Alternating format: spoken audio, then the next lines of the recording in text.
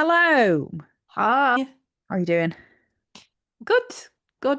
Well, that's a lie, but I'm better than I have been for most of the week, so I mean, I think that's progress. It's all yeah. progress is important, and yeah, it's a nice time sometimes.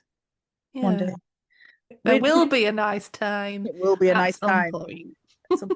So we've not welcomed you to the podcast in the first sentence, which feels really weird, Mm. but there's a reason. The reason Yes. we've got an intro that Yay. apparently we're going to add in post-production. Post-production in editing. Post-production sounds really posh, doesn't it? It sounds like that's what we're doing, I Yes. suppose, isn't it? Mm. Yes. So we've had an intro and a new rave and some little sweepers, I believe they are called, Mm. created, and some headers for well, we will have some headers for our sections next time. So yeah, this is a test for us because hopefully the next thing that happens will be that the intro plays and then we'll introduce the podcast in our new exciting way. Yeah. Yes. Wish us luck. And So if you don't hear an intro, then that means that we don't know how just to do it. just Just pretend, imagine. Yeah. yeah, Just imagine. pretend that you've heard an introduction before we next start talking. Yeah. Yes. So That'll be the Tism.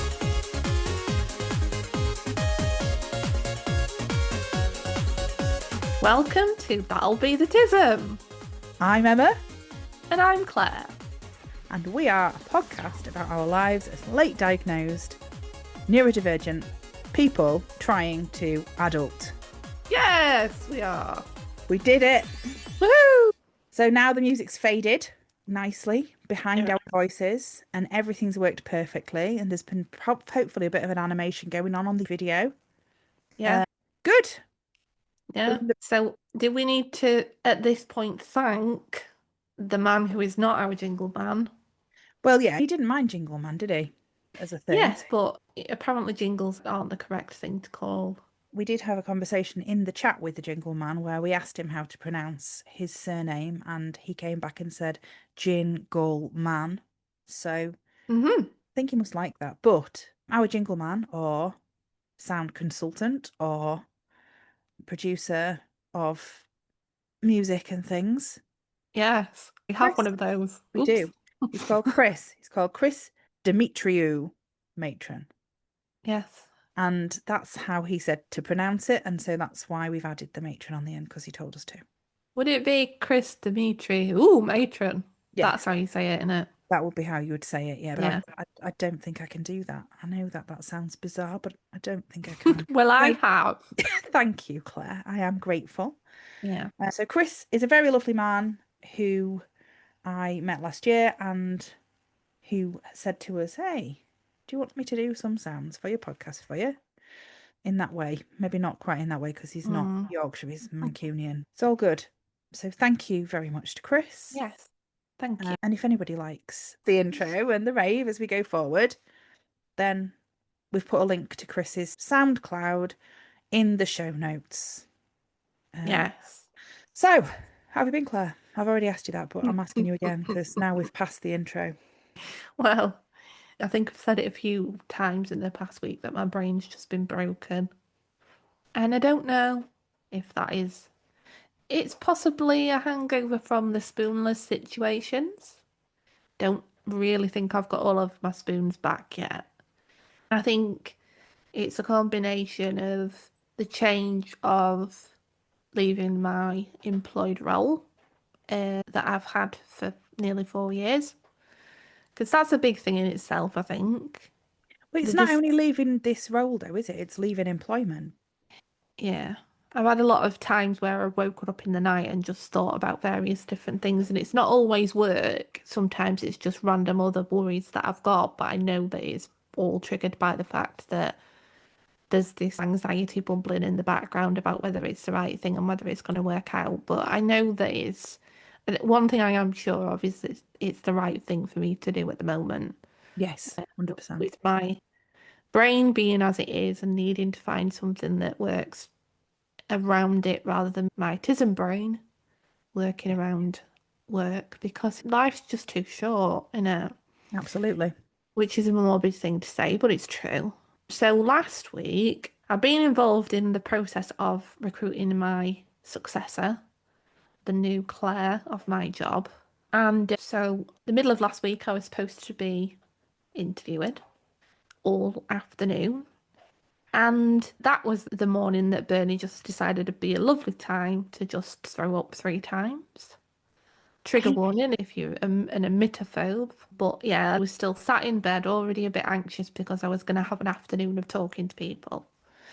And just heard the dog doing the noise that animals do. You know, the sound that fills you with dread, like, where are they and what are they doing? And Pom-poms. but you know, as a pet owner, you hear it, don't you? And you're just like, oh, that's got the potential to be really expensive. Also, I hope she's okay. Also, I hope she's okay. It's like, if she'd have done it any other day, I think I would have been all right. But my husband was supposed to be at work in the afternoon, and I thought, if Bernie's not going to be very well all day, like, how am I going to speak to people for 4 hours? What am I going to do? And then it kept happening, and I was sat on the verge of a meltdown. I was starting to hyperventilate, and I had my head in my hands, and I'm just thinking, what am I going to do? How am I going to do this? And luckily, my husband was like, oh, don't worry about it. I'll just ring and see if I can get the afternoon off, because he was already off the morning. And all was well. And the vet luckily knows us quite well. I've told them I'm autistic before, which I think is important. When you're speaking not just about yourself, but about animals or Anything. you know, if you're ringing up about your electricity bill and you think you'll find it difficult to have that conversation, or you'll need things to be explained to you in a different way, Yes. to be able to say, I'm autistic, so I might need things in this way. But the vet that's been with us a long while, since Bernie was poorly the other year, she was the one luckily that was on that day. So when I rang the vet, she's just like, see how she goes on today, and I'll see her tonight and just check her out and see whether she needs any blood stewing or anything like that, because she's on some medication. So I was able to park it. To start off with, I came up to work and I was just literally tuned in on like the noises from downstairs, and I couldn't concentrate on what I was meant to be doing at work. I'd already had a bit of a rough day at work the day before with some communication stuff. So by midweek, the week was pretty much right off, and my brain just felt, I kept saying to my husband, my brain just felt like it was completely full of stuff. Yeah. And I felt like, you know, when you feel giddy because you're just like, you're not present and your brain's so full it can't possibly Yes. Take in anything else or think about take in anything else. anything else. Yeah. And then there was a bit of family stuff as well towards the end of the week, where because I was already in that state of mind, it was making me anxious and making me overthink, which is completely on me, because none of it really, it did affect me, but it was more of a wider family thing. My husband on Thursday night had said to me, oh, do you want to go out for dinner on Saturday?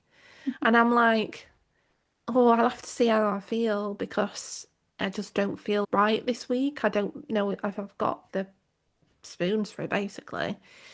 And then Friday evening, I thought to myself, oh my God, he's asked me that because it was Valentine's Day and he was asking if I wanted to go out for lunch on Valentine's Day. But I'd just gone, no, I need to think about this. But by Saturday morning, I was sat there talking to him, and I ended up crying because I just got so overwhelmed by how the week had gone.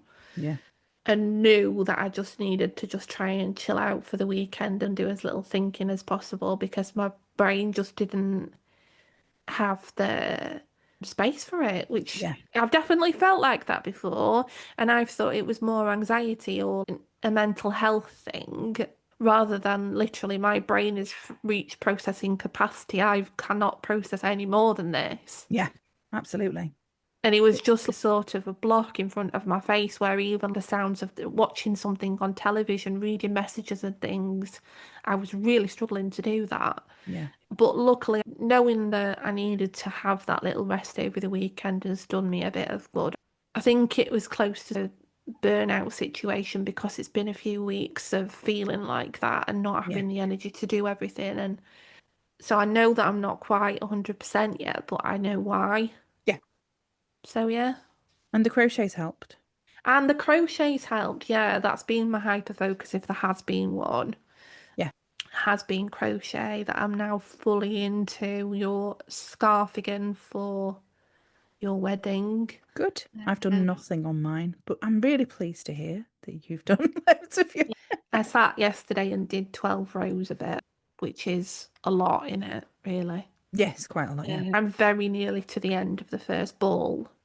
So that's been good to zone out because my husband plays Grand Theft Auto online because he's a 14-year-old boy in a 41-year-old man's body.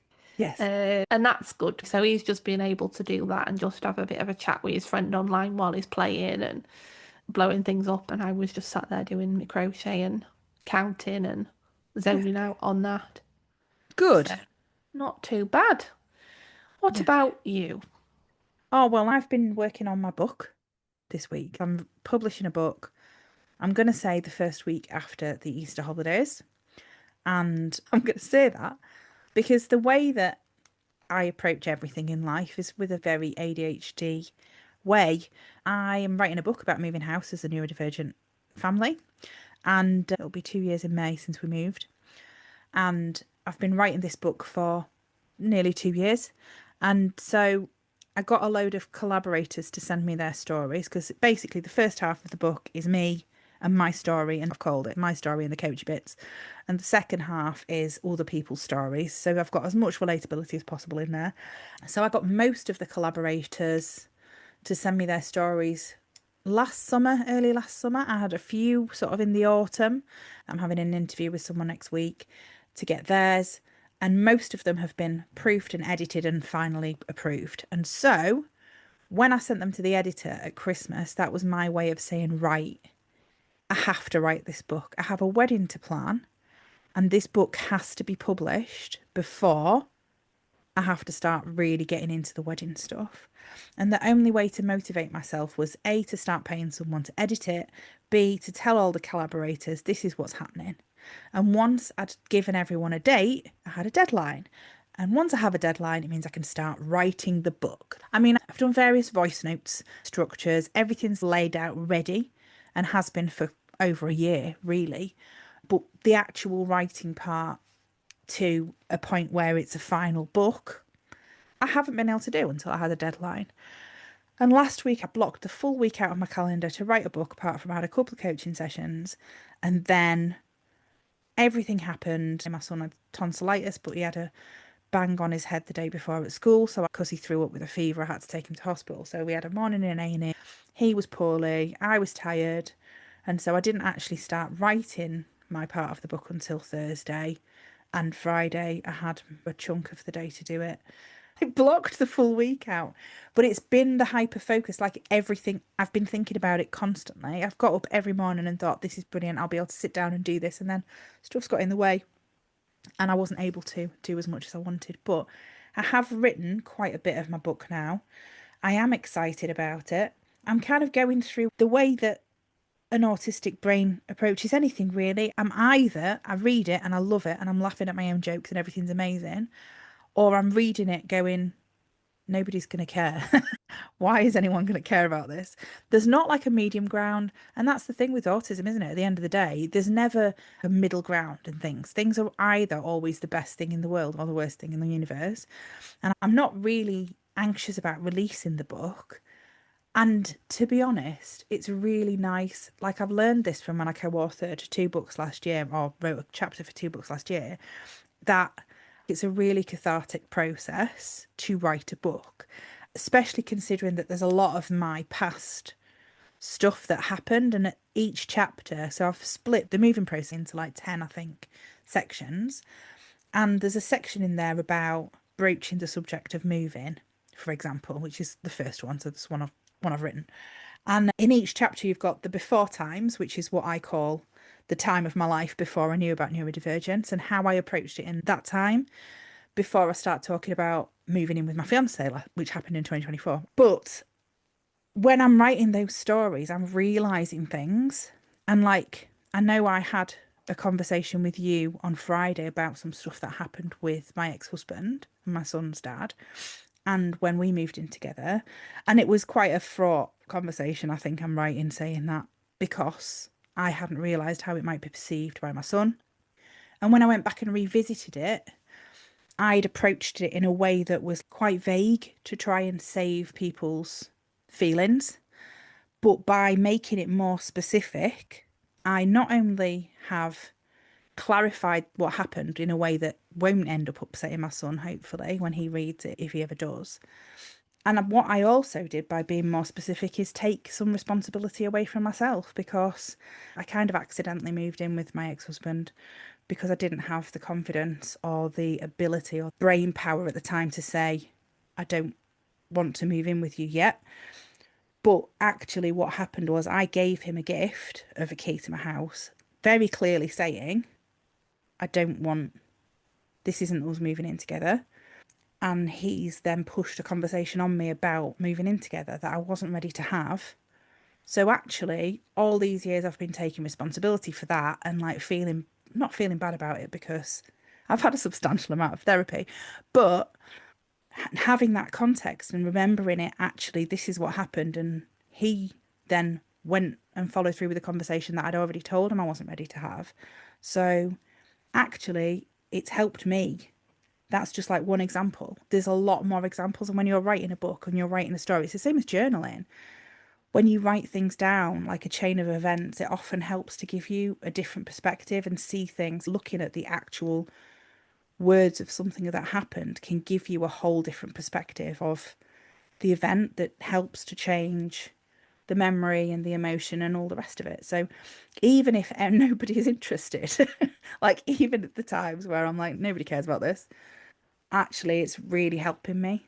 So that's been my hyperfocus, and the book is called Unpacked. It's about moving house as a neurodivergent household, and it will be published on Amazon and hopefully in another place that I haven't looked at properly yet, mid-April, as paperback and ebook and audiobook. So it's very exciting because it's my book with my name on the front cover, and I've got collaborators, but it's a me thing rather than a co-author thing.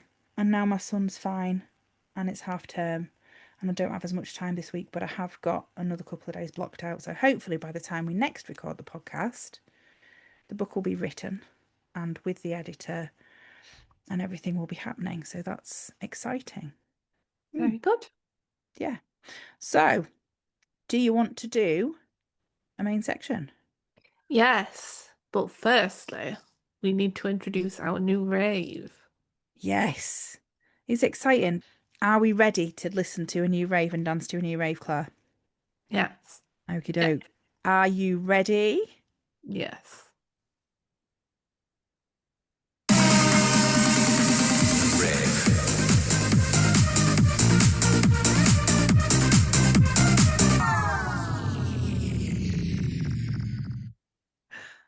It's so exciting. Yes. My favourite part of it is rave. Yeah.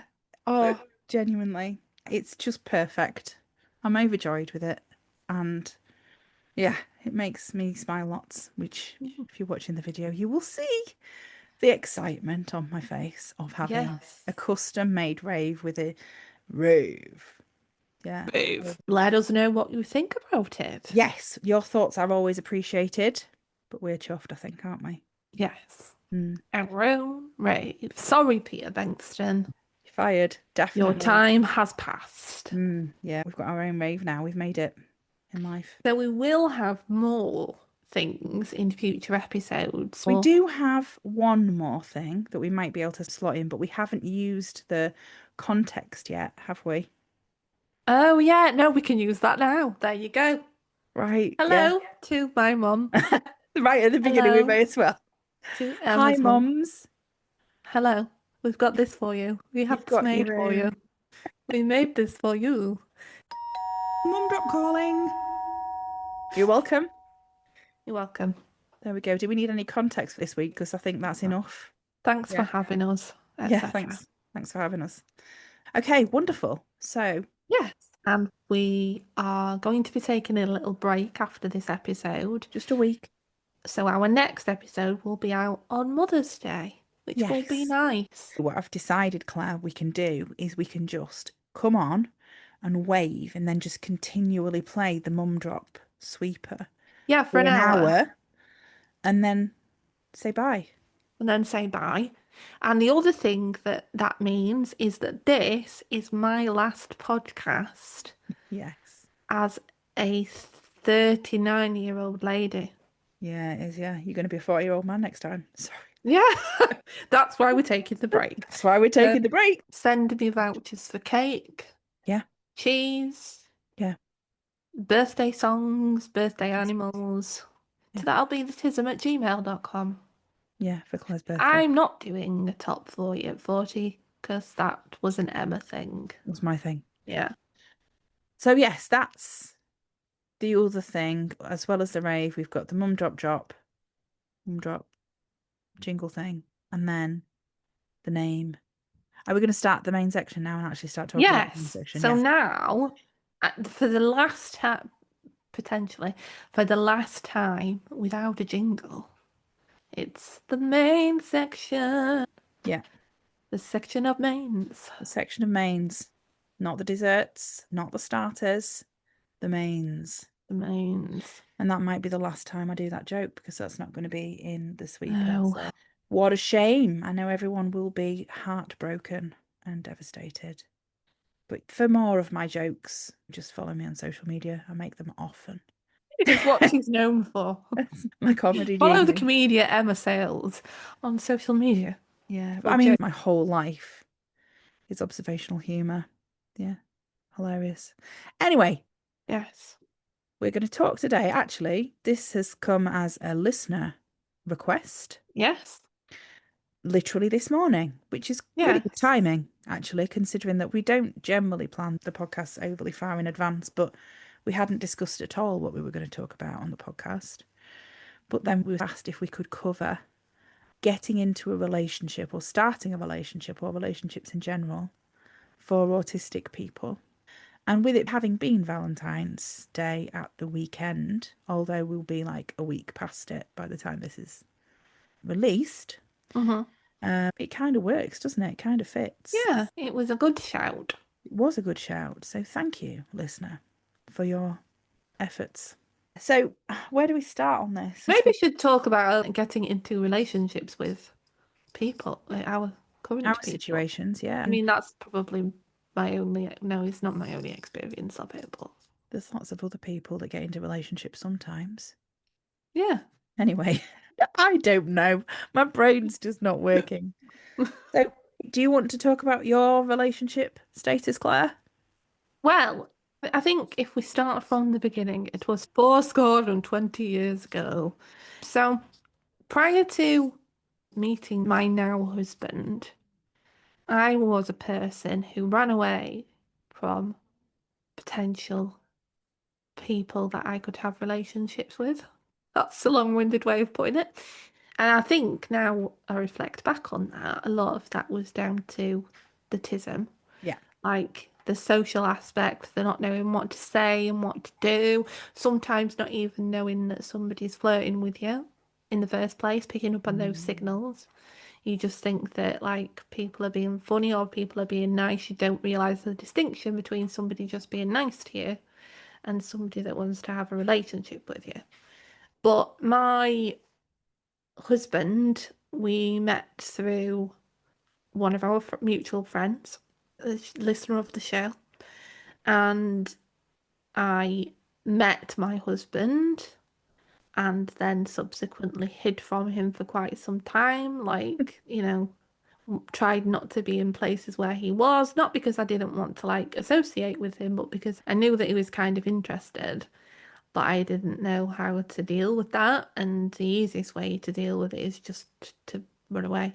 And then another of our friends invited him to the same night out as I went to, and the rest was history, shall we say, because I didn't really, it sounds really bad when I say I didn't have a choice, but my husband was Not in that way. persistent is the wrong word as well, but he wasn't put off by the fact that I Yeah. At the time, I would say I didn't do relationships. I didn't want relationships, when in actual fact, it was just that I didn't know how to have them. I So, think if I can just interject with another word that might be patient rather than persistent.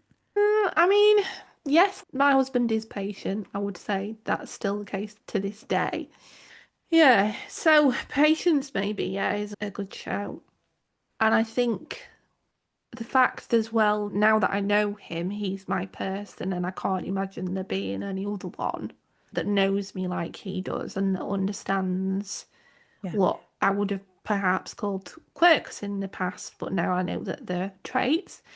And my anxieties over things, and the fact that I need to ask him for reassurance about things. If I say with the dog, for example, yeah, she's going to be all right, isn't she? And that's like a reassurance thing for him. And if he agrees to go, yes, yes, she is, for me to hear it and process it, that yes, she is going to be all right. I mean, that's not to say that it's always plain sailing, because it isn't in a relationship, is it? But I think we both balance each other out, because he very rarely lets anything phase him. He doesn't worry about things generally. He doesn't really get upset very often. So to have somebody that could just take that, as it were, as probably being the only way that I could find my way into a relationship, and somebody that was able to reassure me in ways that are not a lot of people would be able to, because they don't know how to do that, or they think it's too much.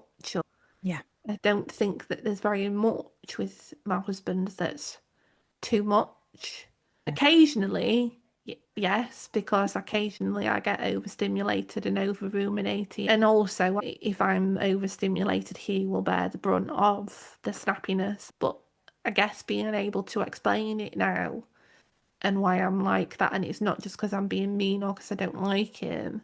I yeah. think having the diagnosis has helped our relationship a little bit, for him to go, it's not just that she's a cowbag. Yes. But yeah, prior to that, I'd had people that were interested. There was another time where there was a bit of a fledgling relationship, and I got a bit spooked by it. And rather than finding the words to be able to say that I wasn't ready, or that I didn't want a relationship, maybe even at that time, I just pretended that my internet was broken. And then there was someone just before my husband who I did go on a date with, but I just didn't know how to get over my anxieties about the next step. So again, I think I probably just ignored them. Yeah. Which is quite common. It's kind of weird because our past history of relationships is basically the opposite of each other. And I think that one of the differences potentially is autism versus ADHD or ADHD, because autism likes to have security and to know what's going to happen. And there's so many unknowns in relationships and so many things that are outside of someone's control that it takes patience and time to get the reassurance that you need and the right person who will help you grow your confidence and be by your side while that happens and not give up. It's weird because one of the similarities that I'd not thought of until you were talking was that both your husband and my fiance knew somebody like that we know and had a mutual friend. And I Yeah. suppose for that person, for your husband at the time, he would be able to probably get the reassurance from the friend if he needed it that you were actually interested. It's just, Not do you only that, but think? it's like a bit of a friend reference, isn't it? Yeah, Like I knew that to an extent, although if my friend's listening to this, which he will, mine and my husband's mutual friend, one of the first things that he told me about my husband wasn't particularly like, it wasn't a glowing reference, and he'll know what he said. He's probably forgotten what he said by now. But yeah, he said at the wedding when he did because he was the best man, he said something like, and I did warn you. yeah, I did give you a warning. yeah, yeah. But that would have been said in a way that you would know that it was, at least in part, at least in I part. don't She know was. if it was at the time, but like Right. definitely it is now. Like my husband, I think we learnt from each other. I don't think that my husband was one particularly for relationships prior to meeting me. And the fact that I was a bit more of a challenge Yeah.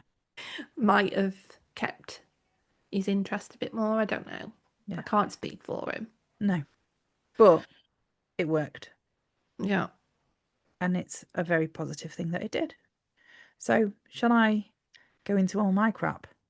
Sure. And what I was thinking when you were saying that is if my road to a relationship was like a very autistic one and Yeah. needing the reassurance and needing somebody to be able to learn how to be in a relationship with, Yeah. needed We're that. totally, yeah. We're totally the opposite. You Totally the needed opposite. that, and I've been telling you for 20 odd years that you needed that, and I've got the receipts for it because I've sent them to you. Well, thanks. But it's not Part of, necessarily what I you mean, thought. no, looking back, when I've been writing this book, it's kind of helped a lot, but I've done a lot of reflection over the past. As I say, I've had substantial amounts of therapy, and the way that I approached relationships before I met my fiance was very, very different. And it's been quite amusing because, as you've just said, when we've been going through this stuff with the book and you've been sending me screenshots, it's like always listen to Claire. The moral of the story is Yep. always listen to Claire. But from being in my teens, I craved a relationship for security and validation. And I got into a relationship with the first person that showed me an interest when I was 16. And then I was a serial monogamist pretty much after that. I threw myself into relationships. It was a new shiny thing. And when I was hurt when I was 16, literally the next person to show an interest, I was there. And that was that. And then the third relationship I had was an emotionally abusive relationship that lasted for quite a long time. And that completely messed up my confidence and the way that I approached relationships, because rather than being new shiny things, they became scary and something that I was unsure of. And so I had two relationships after that one that I was basically a rescuer in that situation. And it's Yeah. quite common for ADHDers to end up being traumatized from a relationship. And then our ADHDers, ADHDers, autistic people also, because whether we like to admit it or not, we are more vulnerable and more easily manipulated because of the differences in communication. But it's very common for somebody to come out of an abusive relationship and then basically rescue. If you're in a relationship with somebody that needs you more than you need them, you are safe. You're never going to get rejected. And that was how I approached my relationships. I was with people that I just wasn't on the same wavelength as in one of the cases at all, but I was safe. And that person, to them, I was everything. And to be everything to somebody is a very safe place to Mm. be. And so my focus in relationships was safety. And that's how I functioned until my marriage ended. I walked away from my marriage when my son was 2. And I found out about neurodivergence the following spring. And all of a sudden, everything made sense about why I had approached the relationships in the ways that I had. I had some therapy, as I've said, like for the third time this podcast. I figured out how to communicate with somebody and how to approach somebody and be in a relationship with somebody that I was on the same wavelength as. The previous Mhm. person that had happened with ended up to be abusive, which was a terrifying prospect to me. So when I met my fiance, the fact that we had a mutual friend, his first message to me on Hinge was, "Do you know this person?" And I was like, "Yes, I do." And then I messaged said person and said, "Is this man a psychopath? Should I trust him?" And she said, "Actually, you've got quite a few things in common." And then 3 days later, when we'd spent the full weekend talking on Messenger, like non-stop about all sorts of different things, I messaged her back and I was like, "A few things in common." Our relationship was terrifying to me because there was quite a lot of similarities between my previous relationship with the partner I've spoke about. But the difference is the communication was so open, and my fiance, who is self-diagnosed autistic, he needed a lot of reassurance from me as well as me needing reassurance from him. And we've just made sure that all communication is 100% honest and open. Yeah. And to me, that's the only way to have a relationship with somebody, is that you have to be completely honest with them. And it is scary, but if you start off that way and set the expectations from the very beginning, then if it works, it's the best thing. And around the time of our next episode, it will be my 5-year ADHD versary. And if you'd have said to me 5 years ago where I would be now, having done the work I've done, I would probably have laughed and then cried, because there would be no way that I could conceive that I had found out about neurodivergence, changed my career, met someone, bought a house, got engaged. Like, what? I was never going to get married again. I was never going to get into another relationship, because I knew that it was toxic how I was approaching relationships. And so, yeah, it's very complex to approach a relationship as a neurodivergent person.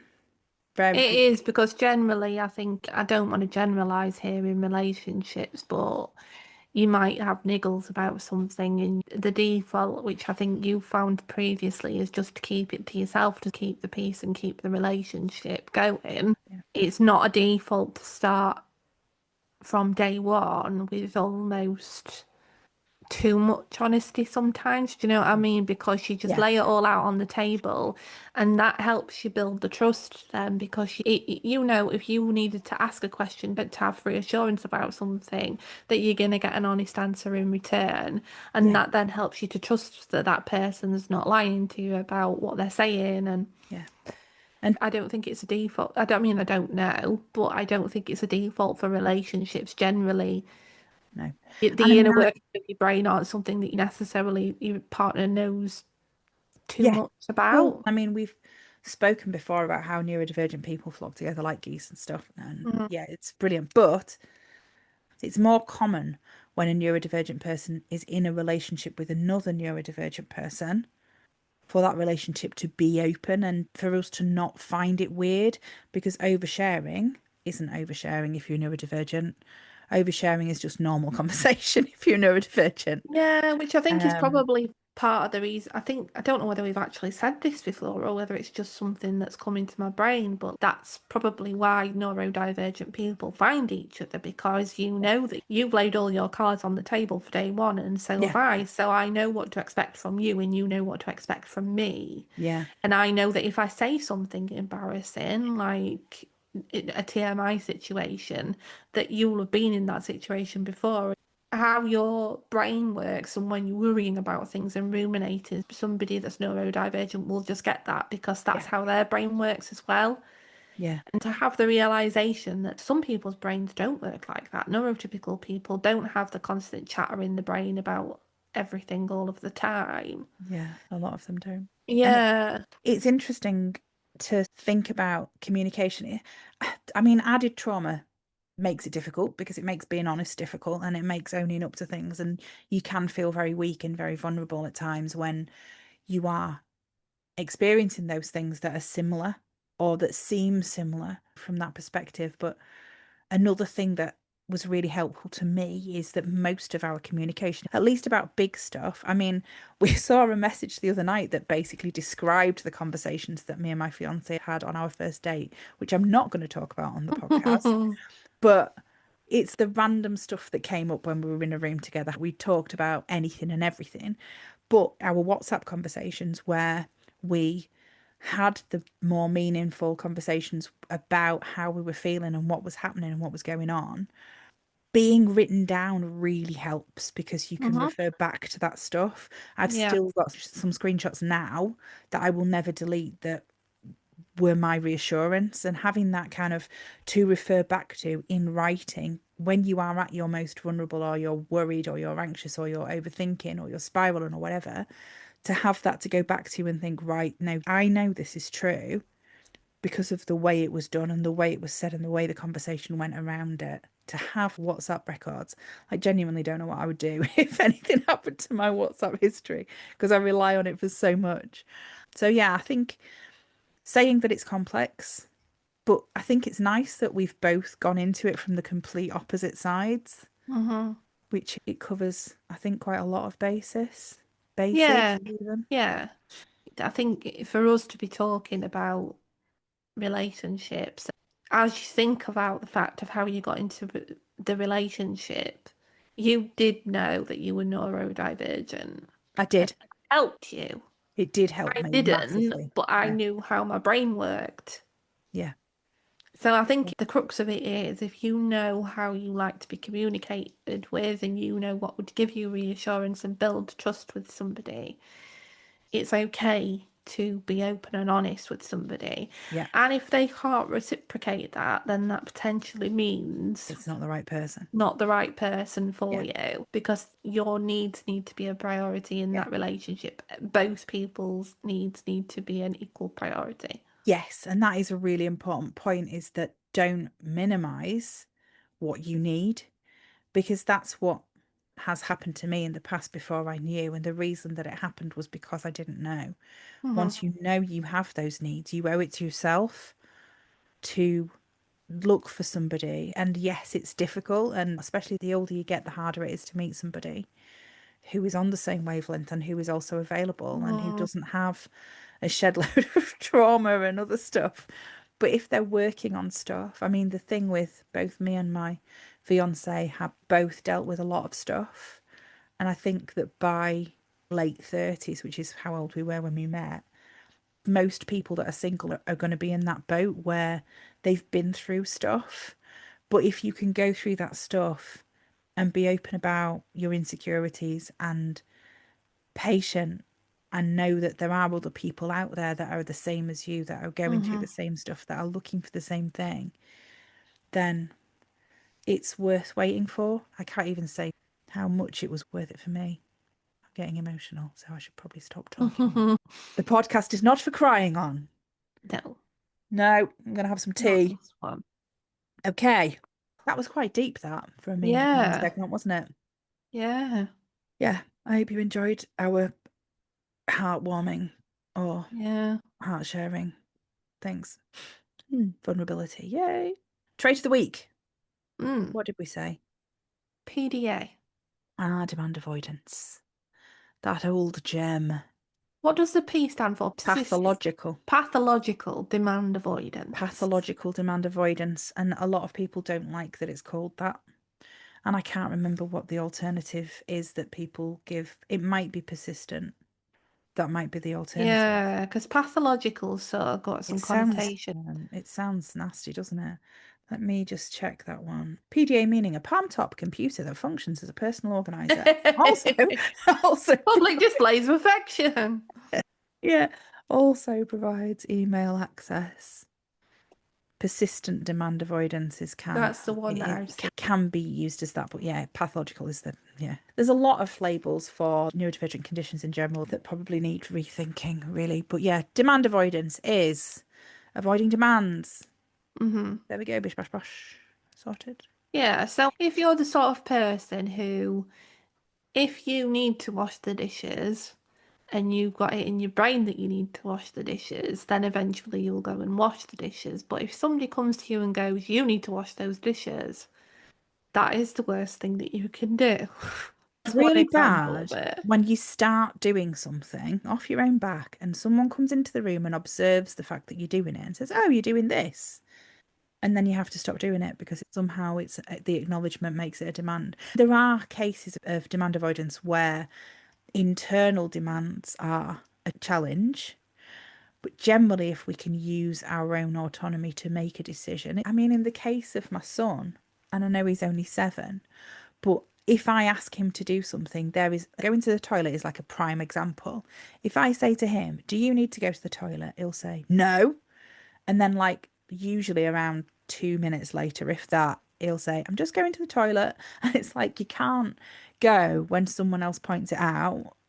But if it's your decision, and it doesn't even take very long in a lot of cases. Yeah. I mean, it's really infuriating as a parent, but also is one of the reasons why so many of us are self-employed.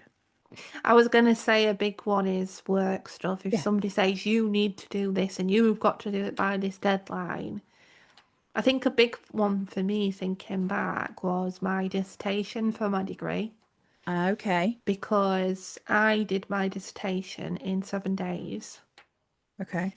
and that was because the amended deadline was coming up. I literally just sat and wrote the amount of words that I needed to for that 7 days, knowing that there was no more chances for me, and if I didn't do it by that last deadline, then I wasn't getting my degree. Yeah. But prior to that, there was a lot of things around it at the time. The earlier deadline was around the time that my dad died. So there was, one would say, a reasonably valid I would reason say definitely. for missing it. But what my brain did was just went into ostrich mode and just buried my head in the sand until the last possible moment that I could do that.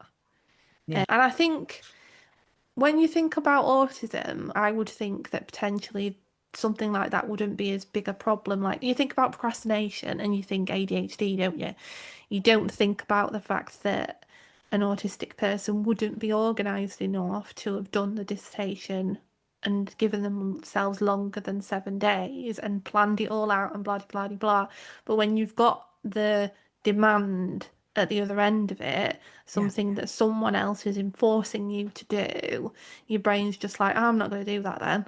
I mean, especially if somebody else has given you a time frame and timeline, and the amount of people I've said to when they're helping their kids do revision planning and stuff, do not give them a timetable. Let them create the timetable. It's like in the summer holidays when I'm like, collaborate with your children to plan activities, because if you plan something that they haven't agreed to ahead of time or that they think is being forced on them Mm-hmm. and they don't have time to figure it out, it becomes a demand. Like we had a full weekend at home, and on Sunday I was like, right, let's get out of the house, we'll go to the garden centre. But because I was saying at the time it was a demand, if I'd have said it Mm-hmm. earlier in the week and then said, oh, I'm thinking we might do this at the weekend, do you want to do that? Then it would have been their choice It's rather than, sowing the yeah, seeds as well into it rather than on the day just yeah, going, we're going to, or yeah. I'm going to, are you coming as well? Because there's the processing aspect of it as well. Yeah, there's the whole change in routine as well as the demand, and it just makes it just too much. And I was going to say something when you were talking about your dissertation, and I can't remember. It was the task paralysis. So you can use demand avoidance as a tool in task paralysis. Have I spoken to you about this? I don't know. Quite cool, actually.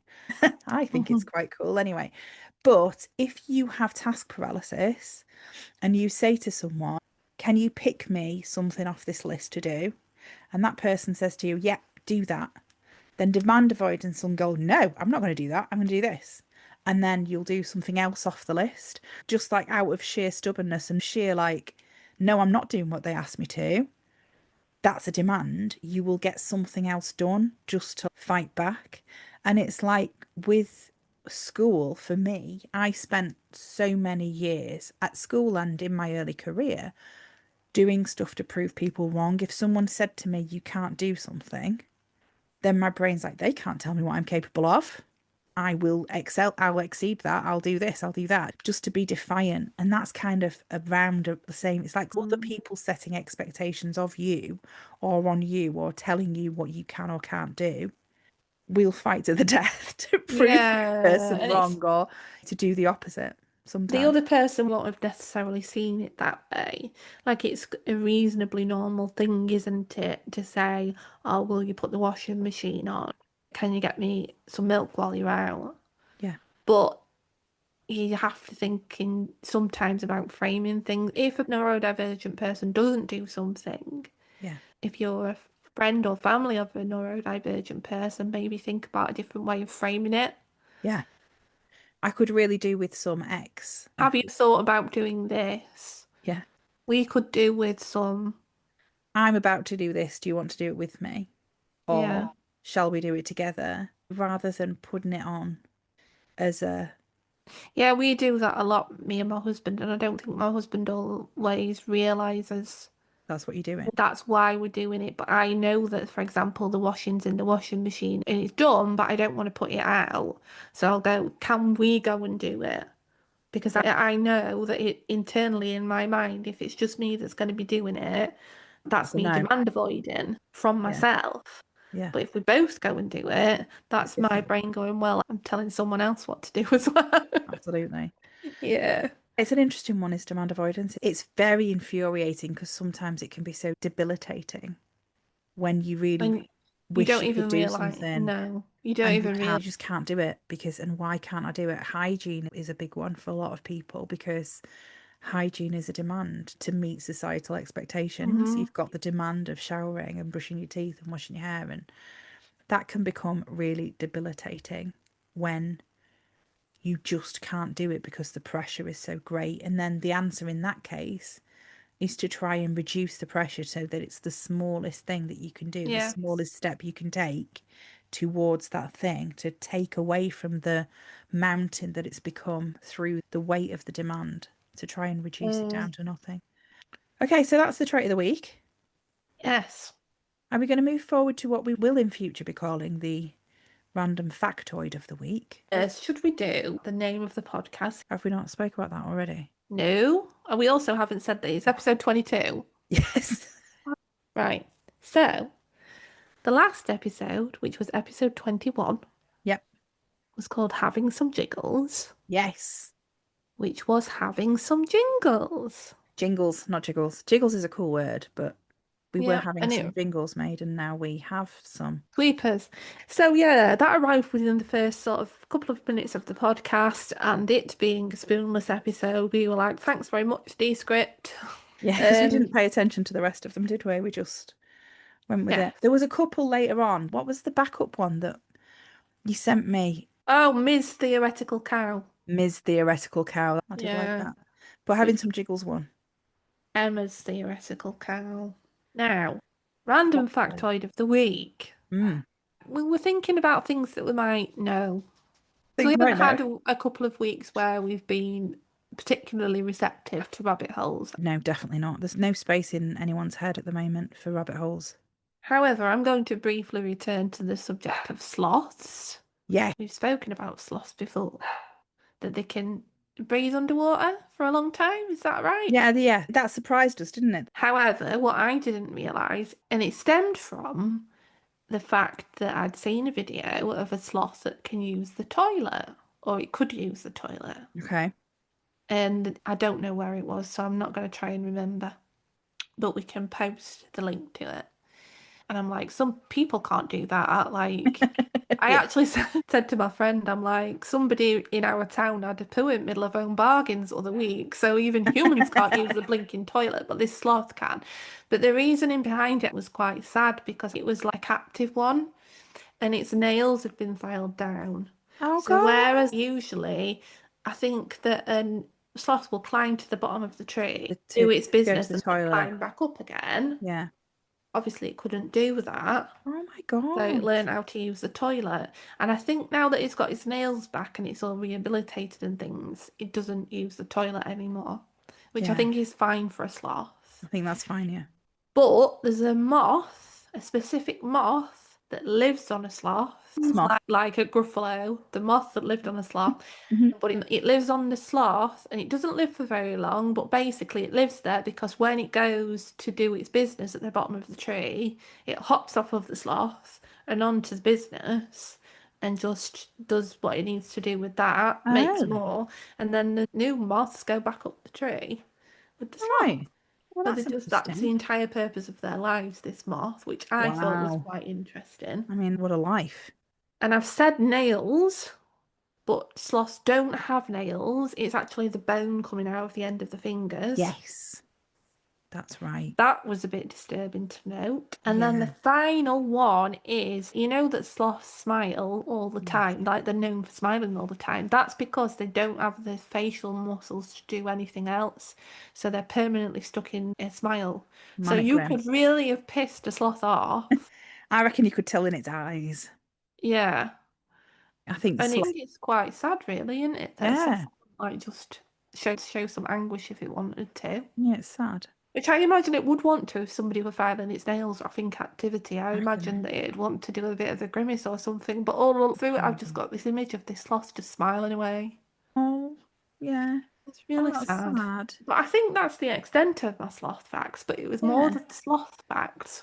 It That's was. not easy to say. I, So, talking of things using the toilet, I mean, there's a couple of things actually that I've thought of, but one of them, it's my kittens. I'm going to just talk a little bit about my kittens because they're doing well, if anyone wants to know how they're doing. We found out last week that one of them is actually male. So that's interesting. We had a bit of a shocker when we went to the vets to get them spayed. And the vet said, we're not going to be spaying this one because he doesn't have a uterus. He is a male cat. It's quite common, apparently, missexing cats when they are kittens because it's quite challenging because the balls don't drop for quite some time in some cases.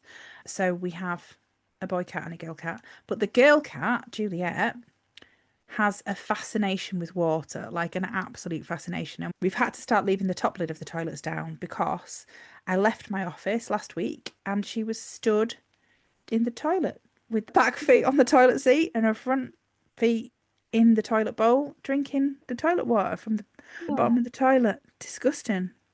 Really vile. But for a while, if we empty the litter trays, she'll come and put her paws up and watch us emptying the litter trays into the toilet. So she knows that's where the litter goes. So what's wrong with it? That's my question. I think that you're overestimating, and I do it with Bernie. I overestimate her intelligence, I think. I think she's intelligent for a dog, and I don't doubt that your cats are intelligent for cats. But being able to form relationships between one thing and another, I don't think is something. No. But she is fascinated by the toilet and by water in general. So I'm really hoping, you see these videos of cats that put their heads under taps and stuff. And it's She's gonna hilarious be one because of the them. face goes all weird and wet. And I'm just really hoping that Jules is one of those weird cats that likes water because cats usually don't like water. Well, now that you've cut She off is. toilet access, she's be like, I've got to get my random water somewhere. Yeah, she's fascinated by it, and it's really cute, but it's a bit weird. If you have any facts or experiences of animals in toilets, which Oh, appears to have been any the interesting? theme of this section, Why not? let us know by emailing us at that'llbethetism@gmail.com. Yes. Or if you want to find any of our links or any of our socials or anywhere else you can find us, then go to linktr.ee/that'll-be-the-tism. We would be very grateful for any reviews, any feedback. If you can review us on your podcast platform of choice, that will be helpful to help more people find our very interesting podcast about autism and animals. Even just rating us is helpful. You don't have to give us any words. And each person that subscribes to us makes us very happy. But yeah, we notice everyone. We do. It's really nice. Bonus points if you're from a country that we don't have on our list yet. We're currently at, I think, 16 countries we've been listened to in. Oh, that's interesting. Yes. So I think we're done, aren't we? Yeah. I hope we are because I really need a wee. I need to go and get another drink. Thank you, listeners. Well done. And thank you for listening. And we will be back in 3 weeks on Mother's Day to, wish you a Merry Christmas. That's not right, but that's what came out. We won't be on Mother's Day, but the episode will be on Mother's Day. We'll try and find some things about mothers to think about. Like you say, an entire remix of our mumdrop Sweeper soundbite for 55 minutes. Yeah, I think that sounds right. Yeah, we'll do that. Right. Thank you for listening. Bye for now.